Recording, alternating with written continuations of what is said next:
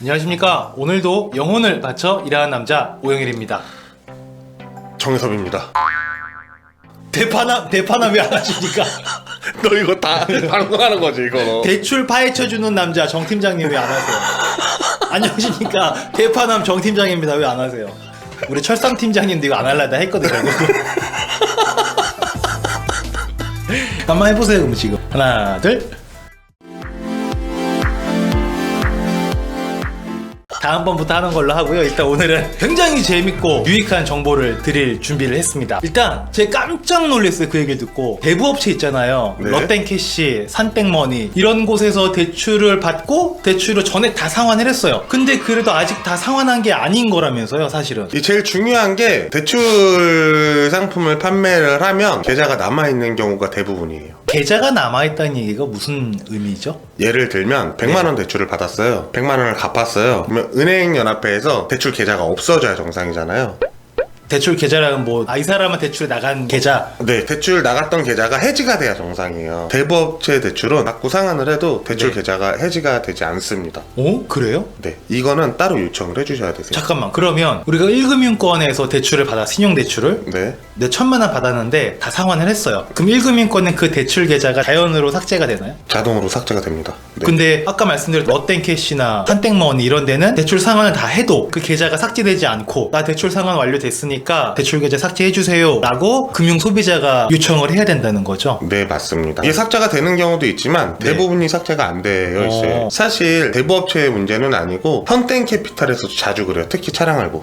아 그래요? 그러면 이 대출 계좌가 삭제되지 않으면 대출 소비자분들이 불이익을 받는 게 있나요? 그럼요. 대출 계좌가 있다라는 것만으로 은행에서 대출이 거절될 확률이 매우 높아집니다. 대출 잔액은 없어도 계좌만 살아 있어도 네, 맞습니다. 우리 롯땡캐시나 산땡머니도 그렇지만 사실 현대차 차량 할부 캐피탈 엄청 많이 쓰잖아요. 그런 거를 모르고 있다가 좀 불편한 일을 겪는 사례들도 종종 있을 수 있겠네요. 보통 제가 보면 현대차 할부를 받게 되면요, 은행연합회 전산에는 지워져요. 이거는. 근데 이게 K10이라고 하는 신용정보회사가 있는데 거기에 한도 대출 100만 원 이런 식으로 남겨놓습니다. 그건 왜 그러냐면 나중에 대출 계좌가 남아있으면 서류를 다시 받아서 재심사할 필요 없이 전화 한 통으로만 대출을 다시 내보낼 수가 있거든요.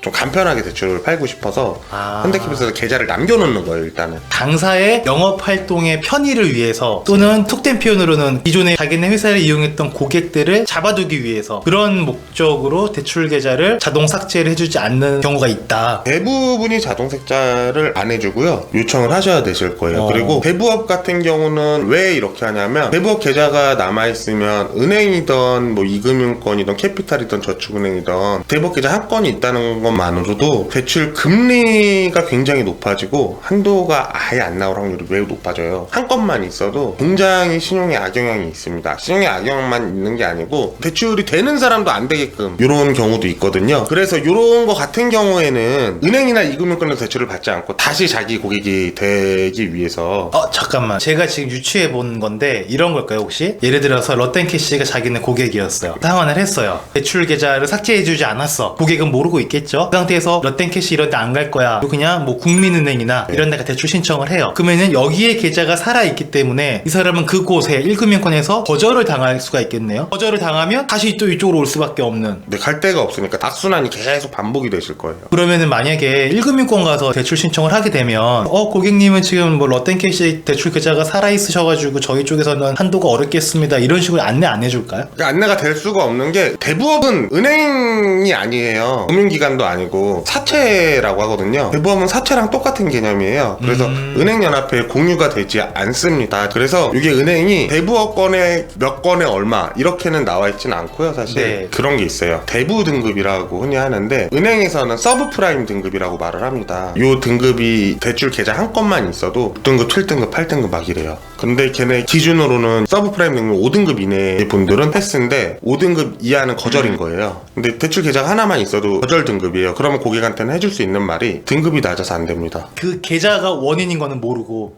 그 계좌가 원인인 건 확인할 수는 없지만 그냥 등급이 낮아서 안 됩니다. 네, 그냥 그렇게 한마디 딱 던지고 할 수가 없는 거예요. 그럼 고객들은 정말 미치고 환장할 노릇이겠네요. 아, 내가 왜 등급이 안 된다는 거야? 라고 아무리 물어봐도 은행에서는 그걸 속 시원하게 말해줄 수 없는 환경인 거고. 대부분 은행에서 이제 거절 사유를 말을 해주지 말라고 교육을 해요. 이게 왜냐하면 민원의 소지가 있거든요. 예를 들어서 등급이 5등급인데도 대출이 거절되는 경우가 있고 네. 어떤 사람은 6등급인데 대출이 나가는 경우도 있어요. 그 상황에 따라서 뭐 네. 회사에 따라서 연봉에 따라서 뭐 직장에 따라서 여러 가지 변수가 있는데 네. 7등급도 대출되는 경우도 있는데 4등급도 거절되는 경우 있거든요. 누구는 7등급인데 대출받는데 나는 4등급인데 왜 안 돼? 그쵸. 충분히 그분 입장에서는 민원을 제기할 수 있는 사안이죠. 네, 그래서 모든 고객들한테 거절되는 사유를 정확하게 말을 해주진 않아요. 약간 그냥 벌버무려서 그냥 이렇게 네, 얘기하는 뭐 경우들이 많겠네요. 신용 등급이 안 됩니다. 뭐 이 정도. 그럼 사실 뭐 진짜 고객 입장에서 뭐라고 할 거예요, 그 다음? 할 말이 없죠. 네, 본인이 신용 등급이 안 좋다는데